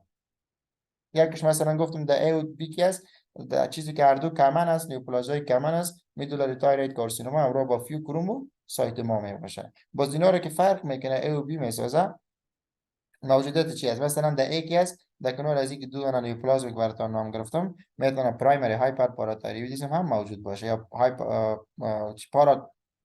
چی بودم پاراتایروید هایپرپلازیا. پاراتایروید هایپرپلازیا که است میتونه پرایمری هایپر پاراتایرویدیسم به وجود بیاره. باز در بیش که است بجای نمی کاندیشن بجای از این هایپرپلازیا که است مورفین بادی هابیتاس می باشه همراه با مثلا موکوزل نیوروما میتونه باشه. درست است. باز اینا نظر به همین فرق میشن. خب باز تو نمیگه که برات مستقیم در سوال امتحان برات بیاد که یک پرایمری هایپر پاراتایرویدیسم داره. او رو نمیگه برات مثلا میگه کانستیپیشن داره چون زمان در بیس پرایمری هایپر پاراتایرویدیسم کلسیم زیاد میشه. کلسیم میتونه که از کازای کانستیپیشن باشه. او رو برات میگه. یا برات میگه که ریکارینگ کدنی استون داره یا برات میگه فلانک پین داره. فلانک پین مثلا کلسیم زیاد شد میتونه سنگای کلسیم تشکیل بده. سنگای کلسیم در کدنی است کدنی فلانک است. نه فلانک پین میتونه برات بگه. یعنی میتونه یک مارکر باشه که برات غیر مستقیم به شکل اینترچنجبل میگه که چی داره کدنی استون داره. درست است که در بیس اینی کاندیشن این مکرای. درست است. به این شکل تو چی میکنه زیاد میکنه. مثلا فیو کروموسایتوما رو برات نمیگه. خب مثلا میگه اپیزودیک هایپرتنشن داره. درست است. یا مثلا هدیک داره سویتینگ داره پالپیتیشن داره. یا تو میگه فشارش نرمال است. میده در فیو کروموسایتوما که از فشار میتونه نرمال بده و تو نه ضرور نیست که چی بده به خاطر از این کاندیشن اپیزودیک میتونه باشه. اپیزودیک به این معنی شاید همون دقیقه که چک میکنه و دقیقه فشار نرمال باشه. اپیزودیک معنیش نیست. این یاد گرفتین دکتر صاحب مثلا درو میانم همین رو یاد بگیریم.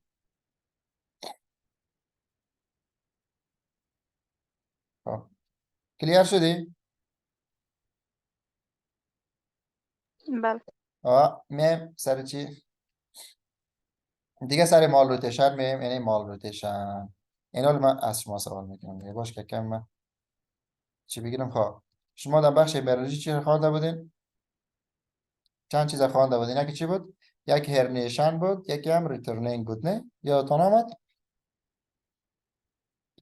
کدام قسمتی از باولی ما هرنیت میشکد؟ ها؟ کدام قسمت هرنیشن میکرد؟ از طریق امبلیکس مدگت هرنیشن میکرد. ما چی داشتیم؟ مدگت بود. از طریق مدگت چی هرنیشن میکرد؟ از طریق امبلیکس مدگت هرنیشن میکرد. میبرامد. این حالی که میبرامد پس ریترن میشد. خب دکتر سیم از شما پرسان کنم اگر هرنیشن صورت بگیره هرنیشن فیزیولوژیک بود نه؟ هرنیشن از طریق امبلیکس فیزیولوژیک است. اگر ریترنینگ به وجود نمیاد. کدام پاتولوژی تشکیل میشد؟ مثلا یک فیزیولوژیک هرنیشن صورت میگرفت اما ریترنینگ به وجود نمیاد. کدام پاتولوژی به وجود میاد؟ یادتون نیست؟ یادتون رفت؟ اون فلسل فالوسیل به وجود میاد نه؟ همین که میبرم پس برگشت نمیکرد ایران فالوسیل تشکیل میداد. این مهم است.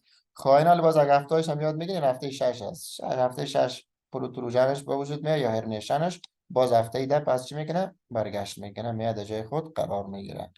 این به خاطر چی است دکتر سیوا؟ میگه به خاطر چی است؟ چرا این بدن میکنه؟ چرا این خدا میکنه؟ به خاطر چی؟ به خاطر از اینکه روتیشن هم صورت میگیره باز در حالت. در اینجا چی به وجود میاد؟ روتیشن تشکیل میشه. روتیشن آیه برآمدگی تنها نیست. ببینید شما یکی میبره دکتر سیبا از طریق امبلیکس میدگد اینجا که میبره در جریان از اینکه هرنیت است در این قسمت ها، در جریان از اینکه هرنیشنش است در این قسمت ها که از باز روتیشن میزنه. چه قسم روتیشن میزنه؟ کاونتر کلاک وایز. کاونتر کلاک وایز 90 درجه تاو میخوره. 90 درجه چی میکنه؟ تاو میخوره.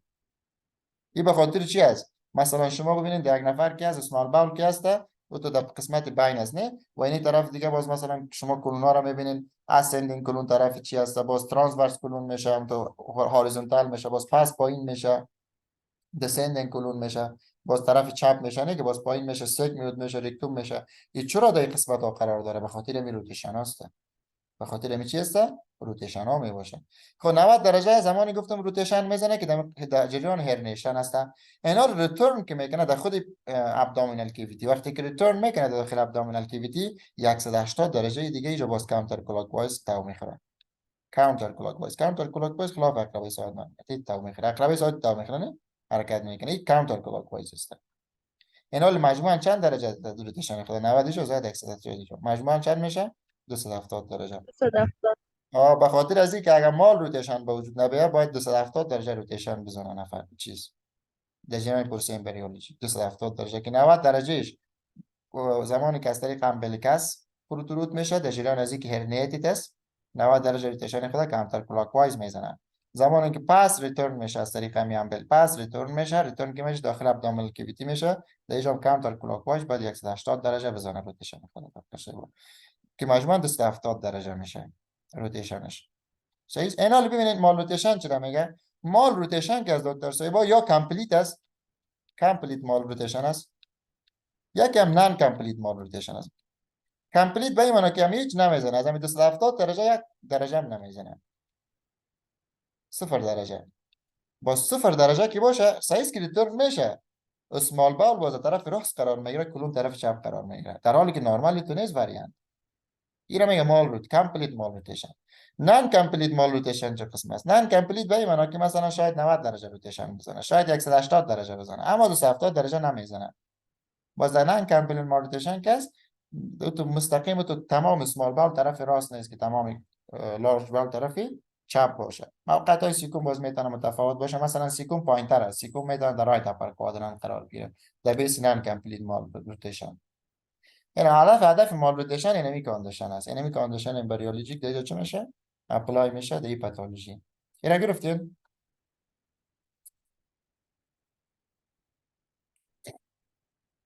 اینا خود گرفتین نه؟ آسان بود. بله سر بیا اینا میگه چی میگه اینجا هم چیز میفهمیم. بیا میگه این مدگاد روتیشن است. مدگاد گفته میبره نه هرنیت میشه در جریان فیتال دیولپمنت. میگه امپراپر پوزیشنینگ موقعیت نمیگیره، میگه باول مثلا اسمال باول مکمل طرف رایت ساید میباشه که همو نان کامپلیت مال روتیشن است، مکمل مال روتیشن است که مکمل طرف رایت ساید قرار میگیره. دیگه اگر نان کامپلیت باشه دکتر سیبو نان کامپلیت باشه گفتم سیکوم یک کم بالا موقعیت میگیره و میتونه زمینه ساز برای تشکیل فایبرز بندها شه. یعنی فایبرز بندها رو به نام لد بندز هم یاد میکنه. این لد بندها میتونه تشکیل شه. این لد بندها چی کار میکنن؟ لد بندها که از بالای دوادینوم تیر میشه دکتر، این دوادینوم است. از بالای دوادینوم که تیر شد میتونه رو کامپرس بکنه، کامپرس کرد میتونه ابستراکتیو سیستم را به وجود بیاره. خب این مالوتیشن زمینه ساز برای چی میتونه باشه؟ برای والولاس میتونه باشه. صحیح. مال روتیتیت است. والولاس که از بیشتر در کسایی به وجود میاد که مدگتش مال روتیتیت باشه. مال روتیتیت که باشه میتونه در اطراف همو پورشن چه کنه در اطراف میزنتری که داره یا میزویی که داره، البته ساختمان که انتراپریتونیال باشه، ساختمان انتراپریتونیال میزو داره میتونه تاو بخوره، تاو که کرد تو بیس کرد والولوس تشکیل میده. یا گفتم میتونه دوادن ابسترکشن تشکیل بده که بیشتر در بخش همو لدبنداسته که ترمش از بالای دوادنم کمپرس میکنه، میتونه کمپرسیو سپتوم رو در افراد به وجود بیاره. اینو مستقیم هم کلا 90 درجه و 270 درجه جو براتون نگفته دیگه، همون رو باید یاد داشته باشین. صحیح است؟ همون رو خوب یاد داشته باشه باز میفهمین که دیگه چی گپ است. خب درس ما هم دکتر سیبا به نظر وقتی ما پر است. همون تصنیف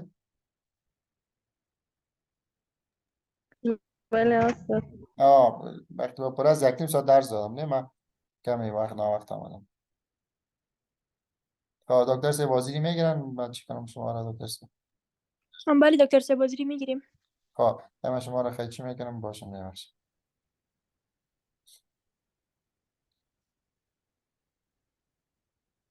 خب بخیر باشین دکتر سیب. سوال دارین؟ کس سوال داره؟ انشالله که سوال نباشه استاد محترم. تشکر از لکچرت، از وقت ما باز هم شفا باشه انشالله که کامل صحتیاب شوین. بخیر باشین. ما دکتر سیبا ما یک چیز دیگه هم درس میدم باز زیاد نفر برای ما تو پیام میبانه که مثلا مفت است یا نیست. ما درس های یکم چیزای دیگه هم درس میدم دیگه. باز ما به اون خاطر چی کردم باز ما دمو چیزی چی میگم یک چیزی یوتیوب دارم باز دمو جاگم درس های خدا که در صفحه دیگه میتم دمو جا میندازم باز کسایی که یک زیاد کسال کردن در افغانستان توانای اقتصادی چی نیستن ندارن متاسفانه دیگه. باز میشه که اون کسایی که میخواه که به فارسی بشنوه یا معلومه انگلیسی خب بسیار زیاد است از ما که خوب تشریح میکنه. اگه باز کسایی که خواست بره میدن اوجم بره اگم چیزا رو یاد میگیره یاد بگیره دیگه. بخیر باشین. تشکر. خداحافظ. بخیر باشین.